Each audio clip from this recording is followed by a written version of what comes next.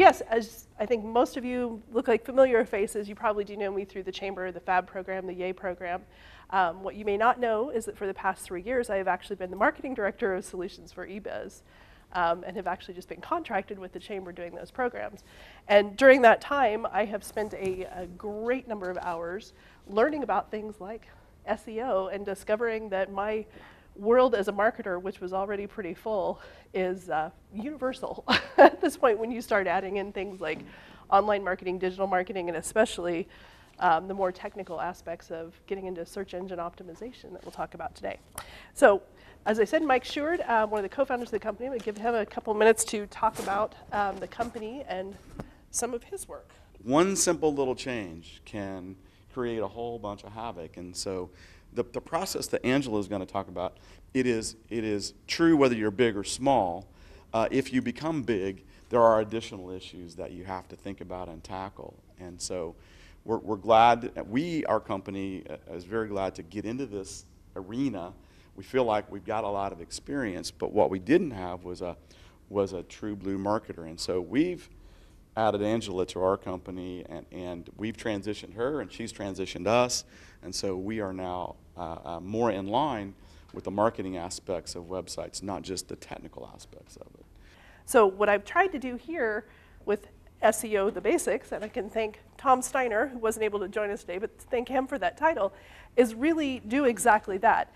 It's going to be a little bit more thorough than an overview, but by no means is this an exhaustive coverage of this topic of SEO, and it is certainly not a one-size-fits-all type of application. What I want to do here is give you some education information, maybe make a little bit more sense, kind of like put the face with the name on some of those terms, some of the best practices that you can start to implement right away, but then understand that a lot of this is going to be, as Mike said, you try it and apply it, but then you watch it and you test it, and if something's not working as well as you'd like, do something different, or if what you were doing before was working better, you go back to it. So just wanted to give you kind of that caveat as we get going. So let's get started. This is just our brief overview of what we're going to talk about today. First and foremost, what is SEO? Does everybody know what SEO stands for? Do you know what the acronym is? Search engine optimization. Great big words basically to say that it's the process that the search engines use to decide which pages show up where in the search results, right? It sounds very simple, but SERPs, that's another one of those nice acronyms. You're going to see lots of acronyms. If at any point during this I jump past something that you're not sure what it means or how it fits in, please stop me. We're a small group. This can absolutely be a conversational topic and would probably be helpful if you ask questions along the way.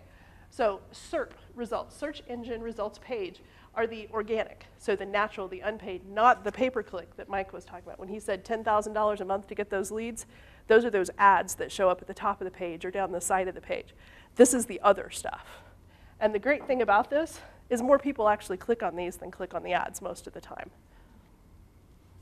So the goal for Google is to help their end users, the people who are actually searching Google, find what they're looking for, right? Now you may think Google's customers would be their AdWords people, but that's actually not the case. Because if you think about it like a television show, the television producers actually want to create great content because then the advertisers are going to pay more money to have their advertisements as part of that show, right? Same thing on Google. They need their search engine to work as best as it possibly can all the time. And so that's why they're constantly changing that algorithm. So our goal in doing SEO is basically to help Google find us more easily. So when someone searches for a term that's either our direct term or something related to it, we want to help them find us as easily as possible so they move us up in their search engine rankings. And I will tell you first and foremost, and this is coming from a marketer perspective, the very best way to do this, and Michelle will agree with me here, I'm sure, is to create good content. To make sure that the stuff you're putting out there on your website, on your blog, and everywhere else that you post is good, is well written, is optimized in terms of keywords, so make sure you know the terms that people are searching, and make sense. Put good quality content out, and you've solved half of your problem right there. And then we use the SEO things that we're going to talk about to help Google find it a little bit faster. So what does it take to do this? Well, it's marketing, like anything else. You start out with your research and your planning. You want to have a well-structured, mobile-friendly website. How many people here have websites already? Everybody have websites? No one's. Fresh, original, informative content. So for these websites, do you guys manage and write your own content for the websites? Yep, show of hands. Yep, excellent. Then we use the smart on and off page tactics, and then just persistence, just like with regular marketing, right? SEO is a part of marketing. So why does it matter? Well, 75% of searchers, and I've seen figures that go from as low as 50 but up to 80, but 75 seems to be a pretty good peg, never look beyond the first page of results. So I circled that number up there. You see for what I searched, which was a really long keyword phrase, 132,000 results came up. 75% of people, 3 out of 4 people who would pull up any given phrase on the internet are never going to look past those first 10 results. So you pull up your keywords, whatever you think applies to your business or your niche, and you can pretty much guarantee if you're not showing up there, and in maybe a few cases a little bit after that, you're not going to get seen. So that's why it matters. 70% of links that are clicked are organic. That's what I was saying about rather than those ads, people prefer to click those organic links. They trust it more. Just like trusting a press release over, or not a press release, but an editorial over an advertisement.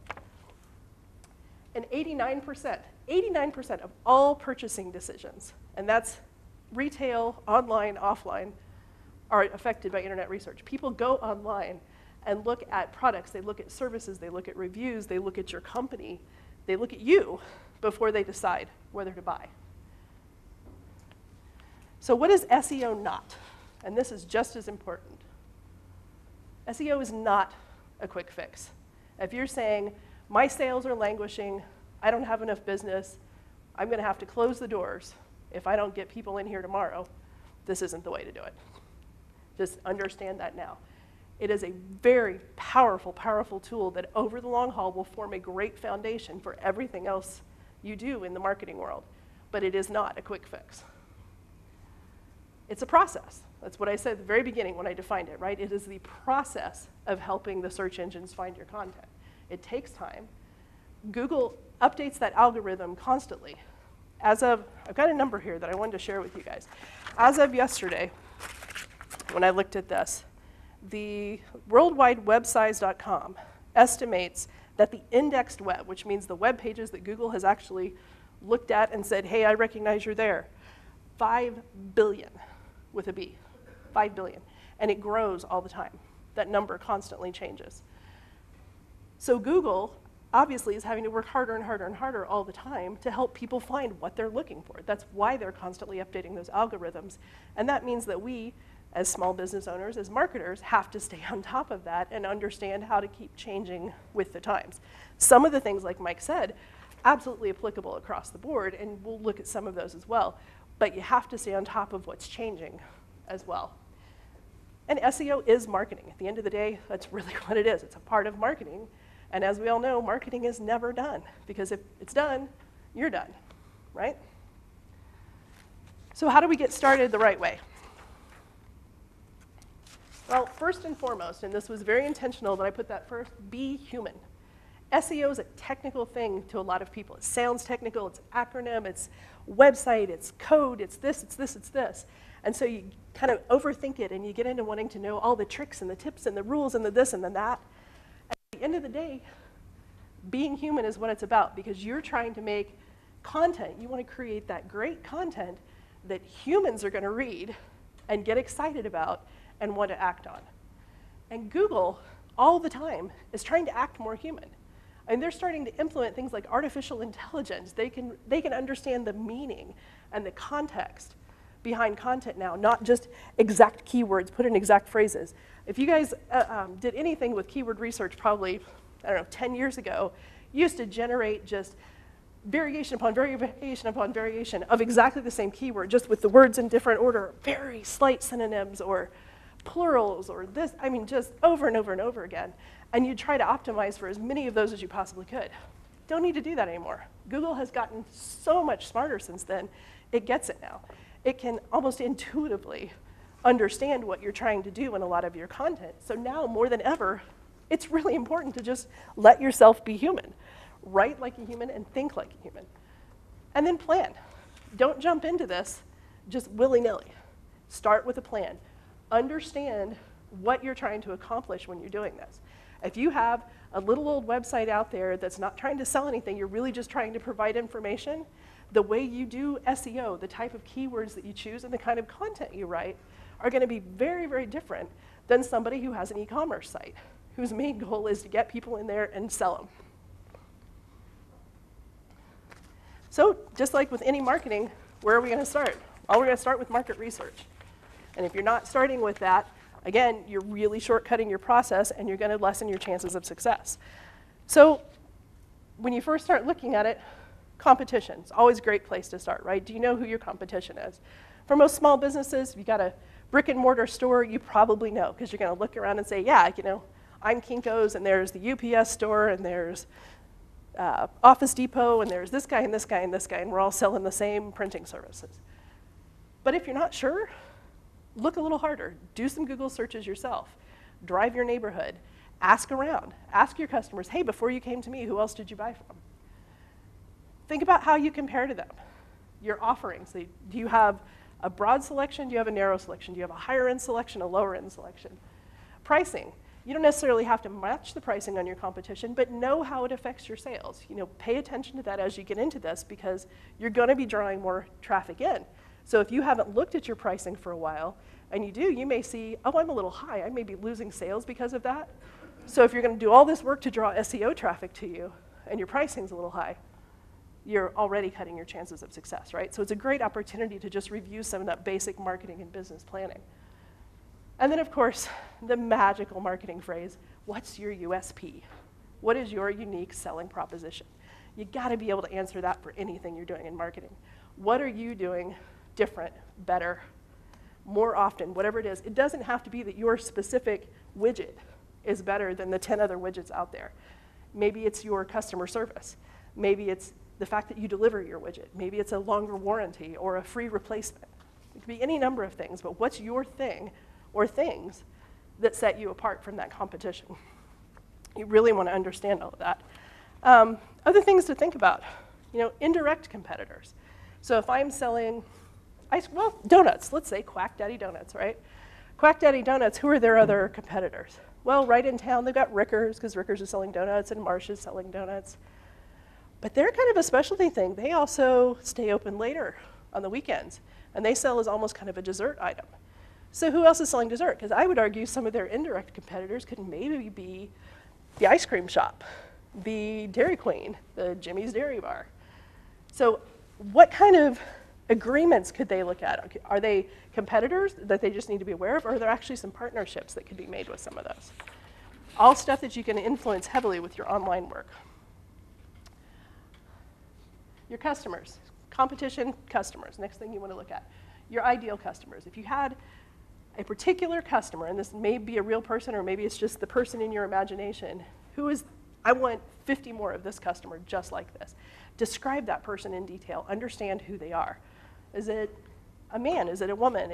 Are they married? Are they middle-aged? Are they in their 20s? Who are they? Really dig down deep and understand who that person is so that you can start understanding more about them. Understand what they value. Understand what their concerns are. What problem's going on that inspired them to come talk to you or to come look at your website? When I say talk to you, look at you, that could be online or in person, obviously. And that last sentence is really it. The better you understand their goals and values, the more you can tell your story in a way that they can relate to. Again, a lot of this is real basic marketing because that's where SEO has to start. So dig deep. Have you guys heard the term buyer personas?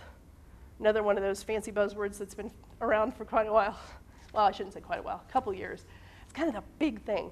It's actually a process of taking that customer research kind of to the next level. So instead of just thinking through, writing down, looking at your sales records, make the phone call. You get on the phone and have a conversation with 3 or 4 of those really great customers. And don't script it necessarily, but have a goal in mind. Try to really dig down and understand who they are and what motivates them.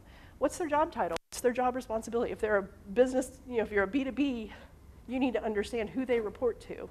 What are the expectations they have in their job? What problems are they trying to solve? What are their concerns?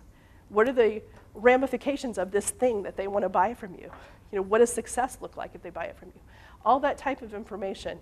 Just Googling the term buyer personas, again, you're going to get webinars, podcasts, and 8 million articles talking about what it is.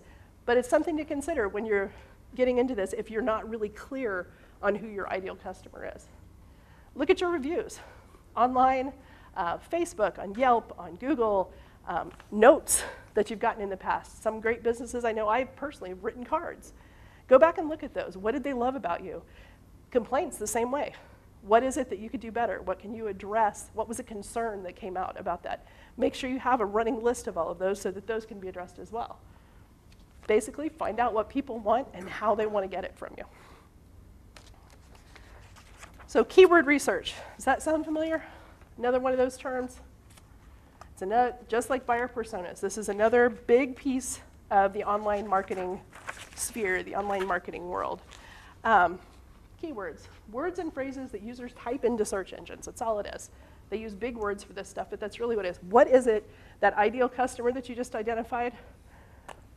What's the series of words that they're likely to type? Because 9 times out of 10, actually I shouldn't even say 9 times out of 10, probably, virtually every time, 99.9% of the time, you're not typing one word into a search engine, unless you're just goofing around. I'm looking for a definition, I'm, playing around, I want to see a picture of Abraham Lincoln, whatever. But if you're actually serious about something and trying to find information, you're typing in phrases. And this is where we get into things like long tail keywords. Those one words that I just said, if I type in automobile, that's a head keyword. It's a single phrase, and what you're going to pull up is going to be a lot of information. You're probably going to see a bunch of Wikipedia articles, and you're probably going to see a box, a knowledge graph. It's another one of those buzz terms, that neat box that Google has started putting to the side when they have a whole bunch of different information all about one topic. If you Google Lincoln, Abraham Lincoln, it'll pull up a knowledge graph that just kind of compiles all of what they think are some of the best articles and pictures and information about that topic. You're not going to try to rank for those. You can't. They're huge. Those are the ones that pull up those millions and millions and billions of searches. What you're going to look for are the long tails. 3, 4, 5, probably 4 or more in most cases, strings of words that are more specific. So they're not searched as often, but when they are searched, they're people who are serious about wanting to know what they're looking for, right? If people are taking the time to string together that phrase, that series of words, it's going to be something that they're serious about looking for. So as you've been doing that competition research and looking at your customers, capture ideas. What are the phrases you keep saying? What do you see on your competitors' websites? What are the things that your customers talk to you about? When they call you, what are the phrases that they say to you? They may be different than what you say to them. You may have, if you're in even especially a technical field, you may say something in a more jargony way, and when they call and say and ask you for that thing, that widget, they're using a different term. Make a note of that. Understand what that is. Spreadsheet's a great way to keep track of this. Just start yourself a running spreadsheet of all of these terms and phrases that you're hearing. And then when you have those, brainstorm even more ideas. Look at them, and that's when you can go Google those terms. That's when you can look at tools. There are tons of tools out there that are keyword generators. Go look at Wikipedia. Look at Quora. Have you heard of Quora.com? Great site full of information. That's all it is, just tons of information. Bonus, if you've already got a website, I hope you have Google Analytics loaded. If not, definitely get that done.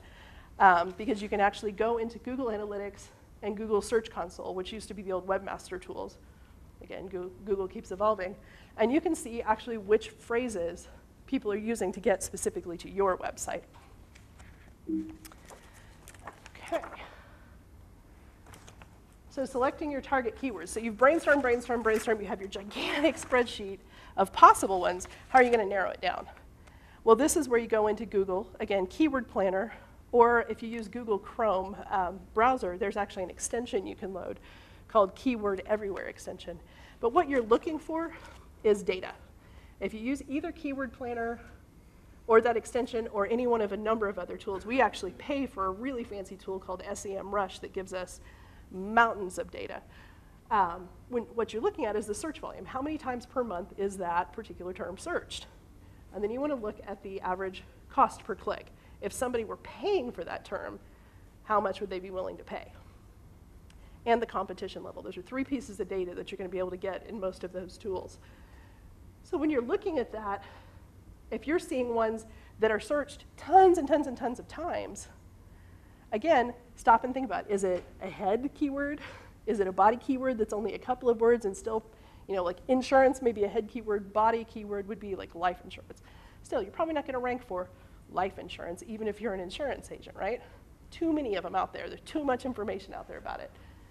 So you want to start looking at some of the longer tails. Add life insurance, Anderson, Indiana. Add life insurance for senior citizens. Or life insurance, term life insurance for college students. See where I'm going with that? And then search those terms.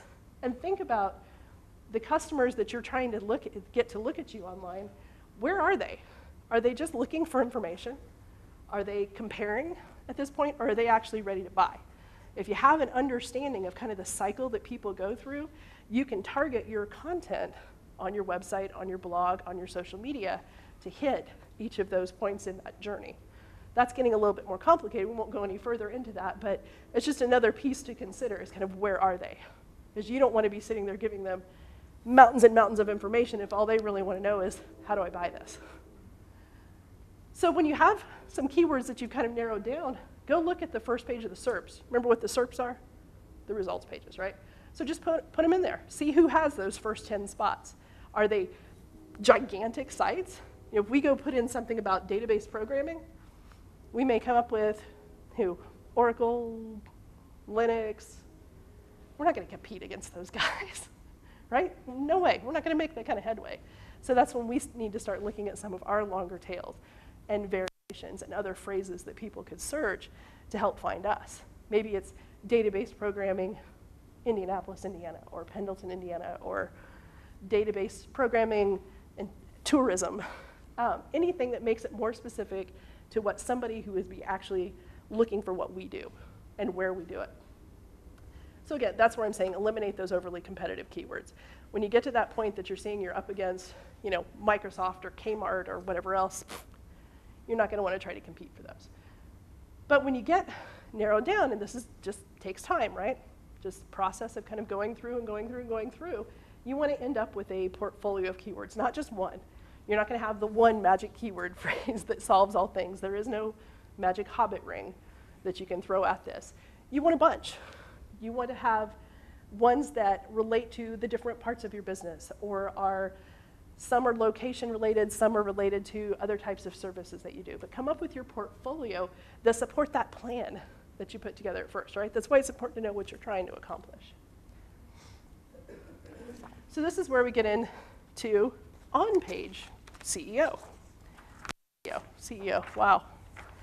Didn't finish that cup of coffee yet, can you tell? So we said almost everybody in here has a website. How many of you built your website yourself? A couple of you. 3? Okay. And how many of you have at least one social media profile built up? Excellent. And how many of you have claimed your Google My Business listing? Oh, see, I would have thought that'd be almost everybody. Peggy and Tom came in earlier this year, and I got to chat for just a quick minute at that one and helped everybody with that. So if that's something you have not done yet, I'm going to go over it briefly, but that's definitely something we'll want to get into a little bit more as well. So on-page SEO, technical and non-technical. When it comes to the technical parts of SEO, I'm a marketer, not technology brain. I work with technology brains. That's what Mike was saying about that nice complementary thing we've got going on. I'm not going to talk about the technical piece of it as much, for one thing, because most small business owners aren't going to know enough to get into that. And if you do know enough to get into that, there's probably a lot of this that you already know and can find good information about. But if you have those questions, email us. We've got cards up here. We're going to leave them with you. And Mike can answer any of those questions you have. So by all means, feel free to contact us. I just didn't want to get into stuff that's so far out there today. So the non-technical on-page, there is still some of it that's back behind. It's not all just the stuff that you read when you're looking at the website. When you have your content management system open and you're looking at all the little places that you can put information in, this is going to show you why that's so important.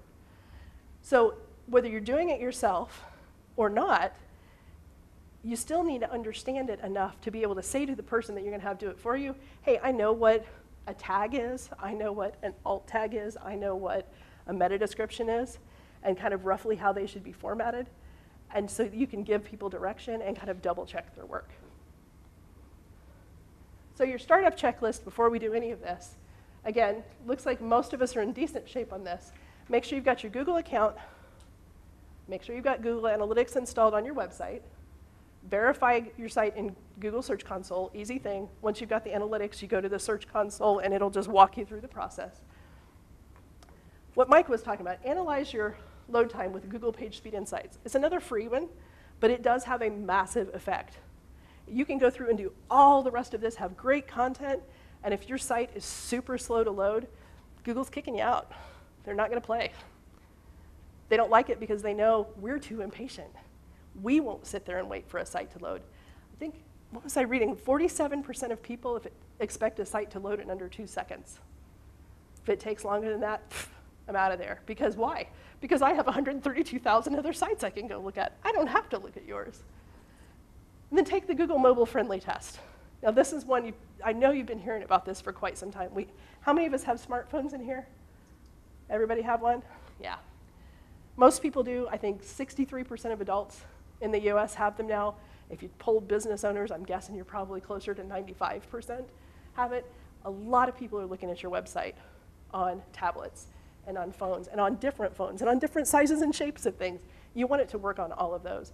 So mobile friendly, responsive is the other term you hear. Got to make sure it fits. It's on the Google site. If you just look at Google mobile friendly test, you put your domain name in and it's going to tell you. And if it's not mobile friendly, call us and we'll help you get a mobile friendly site because that's job one for sure.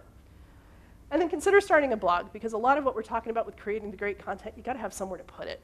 And you don't necessarily want to be rewriting your main pages every single day. Whether it's because you're an individual company, you've already thought through how you want to talk about your products, but you have new information, you have a new release, you have an open house coming up, you had a great story about a success that happened with one of your clients. That's all stuff that you want to be able to add and use as content on your website, but not necessarily redoing those foundational pages every time. A blog makes it really easy for you to have a spot to share that content and get it ranked a lot faster. So your on-page checklist. This is going through, again, a lot of these terms sound kind of technical.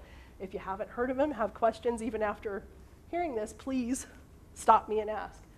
But that target keyword that we picked. So you're out there now, and let's, just for this example, let's say we're going to write a new blog post, okay? Or you're going to add a new product page to your website. Pick one of those keywords to start with. It doesn't mean it's the only keyword that can be on that page, but it's kind of your focus one. So it helps you organize your thoughts and figure out what kind of information you want to put on there. Your title tag, and this is in your content management system, there's going to be a place that says page title or title tag. You want to include that keyword in there. So that title tag is the thing when you open your web browser and you see the text in kind of the little tab at the top, that's the title tag. If you mouse over it, it may get a little bit longer, but it's still not very long. 55 characters is about it. It's about all you're going to get. So you got to be pretty selective, but you also want it to be very, very targeted. That's one of the first things people notice when they pull up your website. The page address. So you've got your domain name, right? mycompany.com / the rest of it. What's the rest of it that comes after that to get them to this page? Again, your target keyword. But now you've got a phrase, 3 or 4 words, you put hyphens in between it. That's what Google likes to see. That's the separator that they want you to use. You don't want to use underscores. It means something different, and it's going to make it a lot harder on you. So make sure you use hyphens. Meta descriptions. This used to be the SEO, one of the SEO things. It was the great thing. Google doesn't really use it as much for rankings now, but where it is important is this is the little snippet of information that shows up under those search results. So basically, it's your little free ad. So when you're writing your meta description, you want to really pay attention to that sucker because that is your chance, that is your 160-character opportunity to get somebody to click on that page.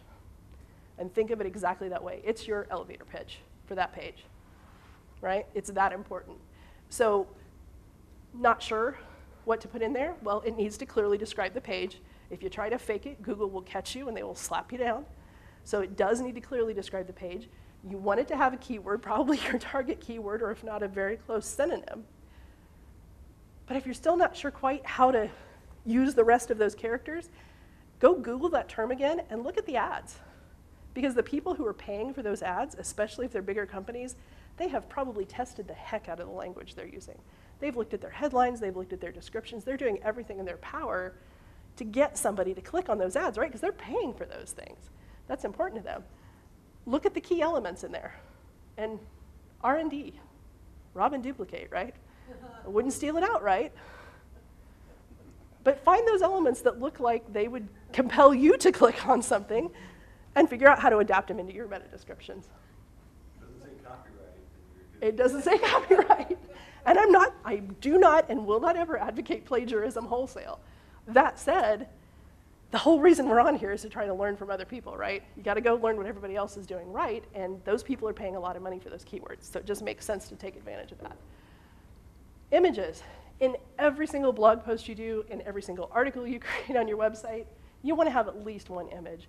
The internet's a visual medium, right? It's not a podcast. It's a visual medium, and we are visual creatures. You're going to capture my attention and hold me on a page a lot longer if I see a nice, pretty image to look at. And there are some things that you can do. For one thing, make sure you're putting up good quality images. I'm going to give you a little bit more leeway on a blog post because sometimes you're out taking a snapshot of an event or whatever. Maybe it's not the best. But even with those, there are hundreds of different free photo editors, fun filters, infographic creators. You don't have to ever post a crappy snapshot again. It's just not necessary. You can do something with it. You can crop out the piece of it that's nice, or you can turn it to black and white, or you can make it into an infographic with a nice quote or text over it. You have the option to do that. So the nicest quality image you can get, but at the same time, don't upload the image that takes up your entire monitor when you pull it up, right? You want to take that into one of those photo editors and downsize it to the spot that it needs to fit. That's that optimization. That's page speed. One of the quickest ways to kill your page speed is to have those images be huge. They may not seem big to us because if you try to print it, it may look like hell, but a 2 megabyte image trying to load on a page on your website, it's going to take a while. That image should probably be, I mean, even if it's a nice, decent size image, 80 kilobytes, maybe, maybe 100, depends on what it is, but you get what I'm saying, a lot smaller. File names. Don't just take the DCS36.2 JPEG and upload that. You just lost an opportunity. Rename that file, get your target keyword in there. Google sees that. You know how in Google you can click on images? Well, you're optimizing for the image search results too. That's one of the ways to do that. The other thing, and this is one of the little back-end pieces that you can do, when you upload those images, you're going to see a place that says image title and a place that says alt text. Fill them both in. Okay? Use your keyword, describe the image, because that's how Google knows where to put it in the image search. But don't ever leave those blank. It's just a wasted opportunity. So target keyword. So we have that target keyword phrase that we're using. Use it in the first 100 words of your content, okay? Because people are skimming. They're going to look at the first little chunk of your content, and they want to make sure they're in the right place. So if you give them that keyword again, it's going to make that clear to them. Header tags. Header tags are basically when you look at a website and you say, here's this big heading, and then there are these smaller headings that maybe they're a different color, different font, whatever. That's all that means. There's H1 tag. You want to have one of those on your page, okay? It can have your target keyword, or it can have a synonym of your keyword. You want it to have important stuff in it because Google pays attention to those, but only one per page. And then make sure you use your target keyword phrase again somewhere further down in the content in an H2 or H3 tags. They look like they're less important, but Google likes those a lot. And I definitely suggest using them just like you would in a Word document that you're formatting. They're subheadings. That's all they are. They break up your content and make it easier for people to skim and catch the important information. So use them wisely. Keyword stuffing used to be a big thing. You'd pick a keyword and you would just plaster it as much as you could through an article and not even worry about how it sounded. Don't do that. Google gets really, really ticked off about that because they know that you'll get really ticked off about that. right? If you're reading an article that says, buy used cars, every other sentence, you're going to close it, right? You're going to get out of there. So don't do that. Don't use it more than 5 times in your article. And I would say 5 times is even a stretch unless it's a nice, healthy article. LSI keywords. Got another fun acronym for you. And I'm going to look at my notes here to make sure I'm actually telling you the right thing. Latent semantic indexing. Huge, right? It's so easy. It's words that typically show up alongside your keyword. That's it. That's all it means. So when you search your target keyword phrase in Google, scroll down to the bottom of the page, and it says related searches. What does it say there? You have your your LSI keywords. Use a couple of those in there too, because again, Google is getting very intuitive. If you use keywords related to, it already thinks they're related to it. It told you it does because it came up in its search. Use those in your article. It's going to know that's what you're talking about, and it's going to avoid you having to keyword stuff your other phrase in there, right? So it actually gives you more of an opportunity. Long, interesting content. Your goal is to get people on your website and keep them there. So if you write engaging content, fun, compelling, interesting, information-based, whatever it is, make it something you would want to read. Make it something, when you've done all that, done all of that customer research, you should have a pretty good idea at this point what they're looking for. Give it to them. This is your opportunity, and make it good. If you don't feel like you're a writer, hire a writer, but be prepared to engage with them. Don't just say, here, go write me an article on. No, they don't work in your business, right? They're not inside your company. They're not in your store. They don't have personal relationships with your customers. Be prepared to be a part of the process. Hire them for the skill. That's great. Hire me. I do that. But don't expect them to do it in a vacuum, because you're not going to get anything better than you would generate yourself, okay? So write for humans, again, minimum of 300 words. These are guidelines, of course. But if you're trying to go for a somewhat more competitive word, I mean, still, we're not going to go for insurance. But if you're trying to go for, say, life insurance, Anderson, Indiana, there may be, 6 or 8 or 10 other people out there trying to go for that keyword. Write more. Write more and keep writing good stuff that people want to read. Outbound links. This is just another way Google says, hey, yeah, they're trying to make their site or make their information more verifiable, more relevant, more important. Look at links outside of your website. I'll give you an example of this. .gov. We have done some web work and SEO work for a company that does fluorescent bulb recycling. So in some of their articles, I linked to EPA.gov articles about the regulations, about the best practices, about different things. So those outbound links to high authority, trusted domains. When it says high authority, it basically means trusted. Google says, yes, this is a good one. So if there's something relevant to your industry, that's a government site, an EDU site. EDUs are good as well. As we all know, universities publish tons of research all the time. Link to it. Make it make sense. Don't do it, don't just drop it in there. Again, you're a human. Make sure it makes sense. Don't waste my time on something that doesn't make sense. But when it does, put it in there. Especially on blogs, those social share buttons, tweet, Facebook, all that, share it out on all those. Just make sure they're at the top. That should be a pretty easy setting in your blog software to let you do that. And call to action. This is one, it gets missed a lot. But if you think about it, once you get to the end of a web page, whether it's a blog post or anything else, what do you want them to do? Well, you want them to hang out on your site, or you want them to call you, or you want them to go look at something else, or, right? You have something in your head that you want them to do, so tell them. They can choose to do it or not, but at least tell them what you want them to do, because otherwise they're probably just going to close it down. So you do all of this, you publish your stuff, well then go check it. Just like you would that report that you wrote for school, right? Go check it. Go Google the term SEO web checker free, and you'll pull up tons of different tools. And you just put the page in there, and it'll tell you how well you've done. And if you've made some mistakes, if you forgot to put alt text on an image, if you forgot to fill out a title tag, it'll tell you all that. And then you go fix it. And then run that Google PageSpeed Insights too. You're always looking to get a score above 80. So off-page SEO. This is a topic I'm going to tell you right now. We could climb down into a deep, dark cavern and never come out if you're not careful. And we're not going to do that.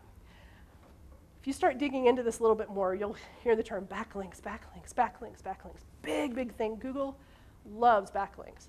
But you know what? It is also really incredibly time-consuming. You think the rest of this sounds like a lot of work? Trying to build backlinks from high-authority sites can literally be a full-time job.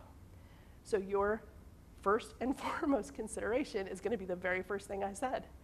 Write good content. Instead of having to worry about running 1,800 different places on the phone and through email and everything else to try to get those links, just write really good content that people want to link to. And then if you go do all those other practices that make it visible, the links will come. But this is why it's a process, and this is why it takes time. It's not going to happen overnight.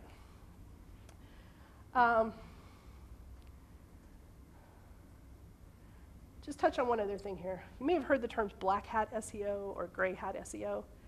Back when the internet was just a little baby, it was really easy to game the system, to trick things. You could go out and basically do link farms and just get tons and tons and tons of links back to your site that had nothing to do with anything, but they were links. And Google at that point wasn't smart enough to necessarily tell the difference. It just saw lots of links and said, kudos, good job. There are variations of that now. The link farms aren't quite a thing anymore, but there are people who will build their own network of 5 or 10 websites and hundreds of blogs. And they'll give you links on every single one of those. Not necessarily a black hat SEO technique, but is it really doing what you want it to do, right? So again, those still take time or money. You're subscribing, you're paying somebody. Not where I'd recommend you spend your time. Social media. If you haven't already, build your company pages. And build it not just on one place, like I was asking about, but build it on Facebook, on Twitter, LinkedIn, especially if you're B2B, really important then, but I would do it regardless, and on Google+. And Google+, even though we all know that really there aren't that many people who spend much time at all on Google+, it's a Google property. They like their own stuff. So throw them a bone. Build it out. You're going to end up having to do it anyway when you do your Google My Business page. So build it out, pay a little bit of attention to it, Google will be happy. And then think about your industry. Are there other ones? With IT, with a lot of what Mike does, there's a whole social network out there called Spiceworks. And IT professionals hang out on there and talk to each other and get information. And vendors try to tell people about stuff. And they answer each other's questions, like message boards. Find them for your industry or for your niche. It's a great way to get in touch with people. Make sure you have a profile there. And again, another great place for keyword research too. Promote your content. When you do the great blog article or the great website, share it. You got to tell people.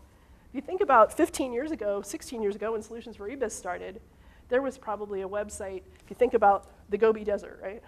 There was probably a website here, and then you cruise over, and there's a website over here, and then you go a few miles that direction, there's one over there, right? So they were doing SEO just to let you know they were even there. Now, it's like a third-floor walk-up in the middle of Manhattan. And how many things are there all around you with flashing and buzzing lights and bus lines and rail lines and blah, blah, blah, blah, cabs and screaming people? You got to give people a trail to get to you. You have to give them multiple trails to get to you. So promote your content, promote your website, share it out on all those places, and then every time you do an email newsletter, every time you do a press release, every time you do anything, get it out there. Because you got to give people as many paths as possible to get back and find you. And make sure you're paying attention. Once you build these things, try to be active on them. I got to tell you, with what we do, because of the type of work, our Facebook page, it's a rare thing. With what we're starting to do now, you're going to see me a lot more active on it. Because when it was technology guys that Mike knew, they never pay attention to Facebook. It's not where they hang out. They're over on Spiceworks. Or heck, they're on their mobile phones searching something else entirely, or they're just calling him to have a conversation. With what I'm doing talking to you guys, yeah, you guys hang out on Facebook a little bit more. Small business owners tend to do that because we all know that's where our customers hang out. So you want to make sure you pay attention. Always respond to messages. Common sense, but it's easy to ignore social media sometimes. And if you can find groups and forums that make sense, get into those too. Other ideas, when you write press releases, why not publish them online? There are lots of free press release sites where you can go publish your stuff. And it's an extra place that you're out there. Some of them will even publish it directly to social media for you. Mo's SEO toolbar, it's just another one of those tools. Again, this is kind of further down the food chain. There's a lot to do before this, but it's just another way you can look at your competitors.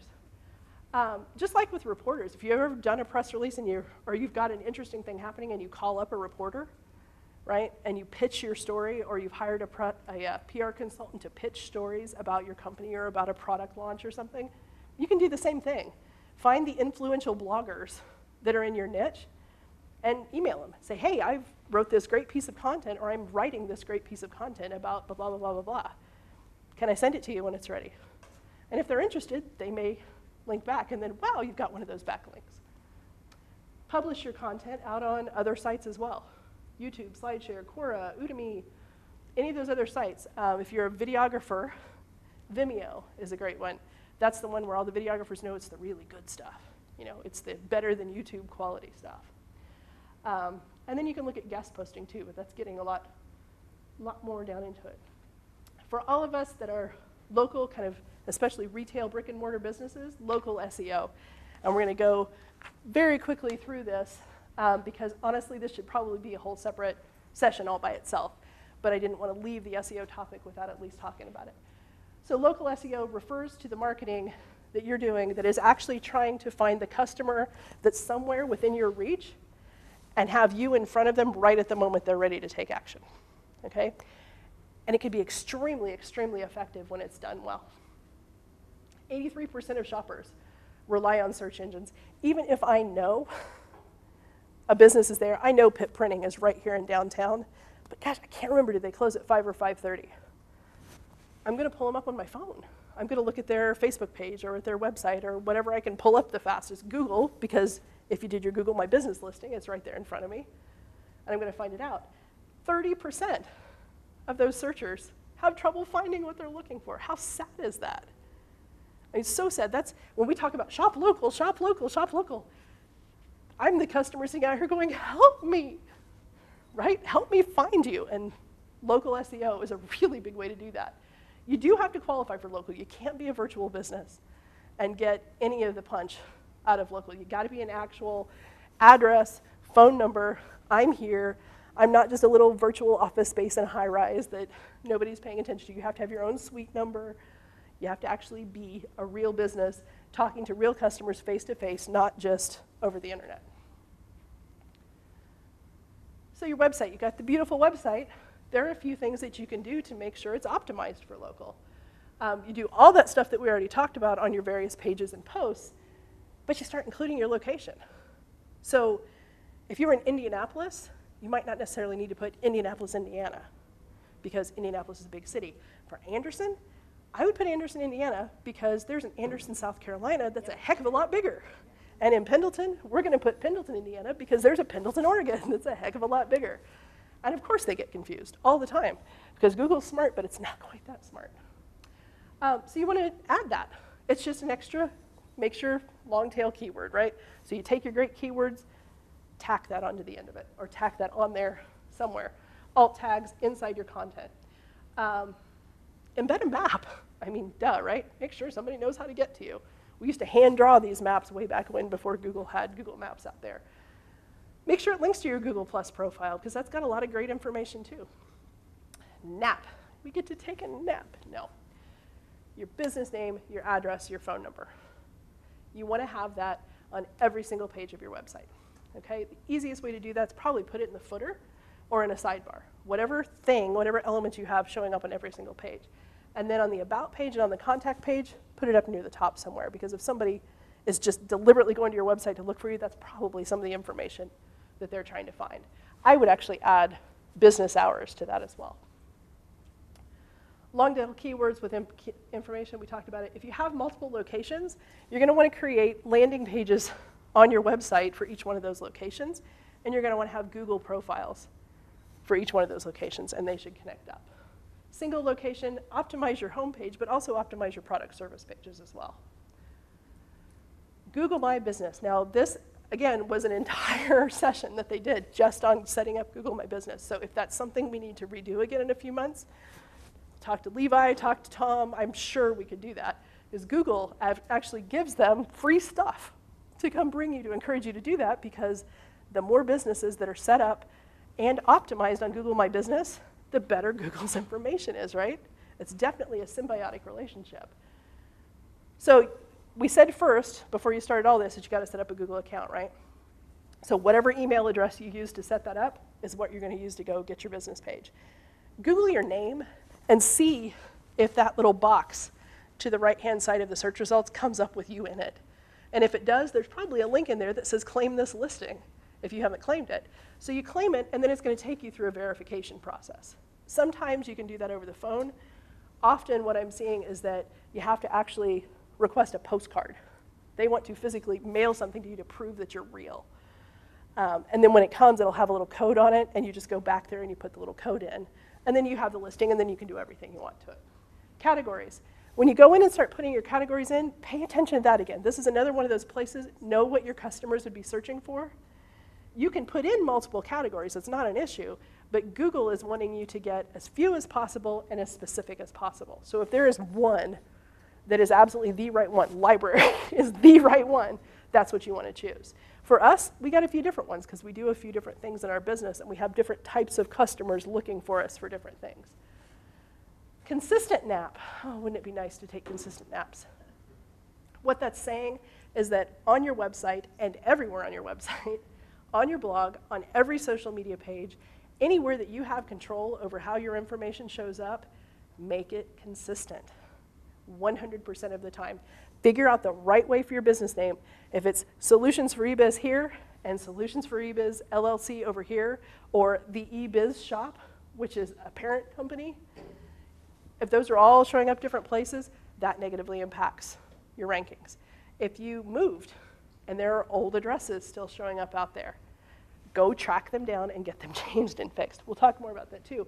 But the reason I put it here is specifically as you're entering it, go look at how you have it on your website and do it exactly the same in Google My Business and check all your social media profiles while you're at it. Make it easy for Google to figure out that you're all the same. Clear, informative business description with keywords. Again, it's just great content, right? Make yourself sing. You're talking to your people. You're trying to get people to pay attention and like you. Put your hours of operation. It's a no-brainer, but definitely do it. And the same rules apply for images here as they do on your website or anywhere else. High quality, keywords in the file name, and alt tags. Citations. Another great big word. It just means anywhere your business name shows up on the internet. That's really all it means. Structured citations are like your listing in Yelp and in Angie's List and in any directory listing. Think directories, that's what a structured listing. Unstructured citations are anywhere your name shows up in a Herald Bulletin article or in a blog post that somebody wrote or in somebody else's website. They're all important, but those structured citations, you can get into those most of the time and go fix those. And it'll take you time, but it shouldn't necessarily take you money. So you want to check. Audit your own citations. Go look. Google yourself. Use, again, the free tools. This is a great one. Mo's Local Search. It'll pull up everywhere you show up, and it'll tell you, this is wrong, this is duplicate, this is an incomplete listing, blah, blah, blah, blah. It gives you all that, and it has links to it right there. So you go in, again, claim the listing, just like you had to do on Google. That's easier and harder, depending on the directory. Claim the listing. If there are directories that you think you should be in that you aren't, make sure you're not there because you don't want to create a duplicate, but if you're not, create the listing. That's the build citations piece of this. Again, create separate listings for branches in different locations. The bottom one, I mean, that's kind of a bonus one too. So who's your biggest competition? Go see everywhere they're listed, Google them, and make sure you have citations on all of those, and then go do some more, right? Why not? That's an easy one. This is just kind of a top 20 list. There are hundreds and hundreds and hundreds and hundreds and hundreds. And if all these are real super easy and your listings are all good to go find some of them. Because the more you have, the better. Google loves these. And they don't necessarily have to link back directly to your website. So time consuming again, but a relatively low-hanging fruit that you can get. Because this, you don't even have to create a ton of content. Once you've created that awesome business description, don't go paste exactly the same one across the board. You'll want to change it up a little bit, but you've got basically what you need because you're not creating 1,500 words for this most of the time. It's usually going to be a lot shorter. This is a nice one. Mo's Local. This is just an example. They have literally a scrolling page that probably has 60 or 80 categories. This one's coffee shops. There's one for automotive dealers and hair salons and banks and lawyers and veterinarians. And basically it just says, these are the ones that we have found, and Mo's Local, they're big dogs in doing this stuff. These are the ones we have found are the most relevant for your particular niche. So go double check that. It's probably a lot of these, but there are probably a handful more that are more specific. Restaurants, Urban Spoon is going to be one. I think it's, yeah, there it is, number 2 up there. So you want to go make sure you're on those.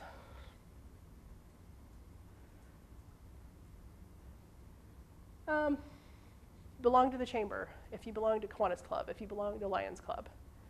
All of those places, all of those websites, if they have any kind of a decent website at all, they're going to have a directory of members. Could be a great opportunity. Ask them if they'll put your website link in. Should be a relatively easy thing to do. If they have discussions that they're having, get engaged in them, because your local people are who you're trying to connect with, right? Another great way to talk to people. See, and again, seems like a no-brainer, but when you're sending out newsletters, email newsletters, e-blasts, open house invitations, whatever, make sure you got your information on it. You would not believe the number of open house invitations I've gotten that didn't have complete address information on it because they thought it was going to show up somewhere else in a footer. Make it clear, make sure it's out there. And then participating in events. I think you guys, you're here, you're already doing some of that, but just get out in the community. Get to know the influential people, and as you get to know them, they're going to know about your website, they're going to send people there, they're going to think of you. It's all just going to generate more traffic. That's as much a marketing and networking item, obviously, as it is SEO. Online reviews. So you got Google My Business set up. Your page is all happy. When you're in that box, you show up now. So you Google your name. Your box shows up. There's a button right there that says Write Reviews. Super easy. So your best customers, ask them to go write reviews for you. All they have to do is click that button. Now, they have to have a Google account, and you'll want to make sure they know that. But they write that review. Try to get at least 10. It's a good goal to shoot for. And you can get them other places, too. I mean, there's Yelp, and there's Facebook, and everywhere else. But again, Google's the big dog for search, so let's focus our efforts there first. The last one, I mean, this is a good one for, again, veterinarians, hair salons, anywhere where you've got people coming in and out of your business a lot. Think about creating a little review card. You don't want to pay people. You don't want to incentivize them to give you a review, but just a little thing that says, hey, this is how you do it. Could you please? Would you please? Thanks. And give them that. And that can be a reminder as they're walking out the door that maybe they'll hop on their phone and do that for you, especially if you made them particularly happy that day. And then, of course, the obvious stuff with any reviews. If you get negative reviews, address them right away. Address them professionally. Make sure you handle the person's issue, and if it's a really serious issue, see if you can connect with them offline. Common sense stuff, but it's easy to overlook because we're so busy running our businesses, sometimes we forget that we've got this whole other virtual world going on. And there's your real road to success. SEO, it's not your silver bullet. It's not going to be the immediate thing that kills that big werewolf that's trying to eat your business, but it is a road to success. It will work if you put the energy into it. So get started, test what you do, measure it, look at all those wonderful statistics you get, and then just keep doing it. Just like you do any other marketing, any other sales, any other business practice you have.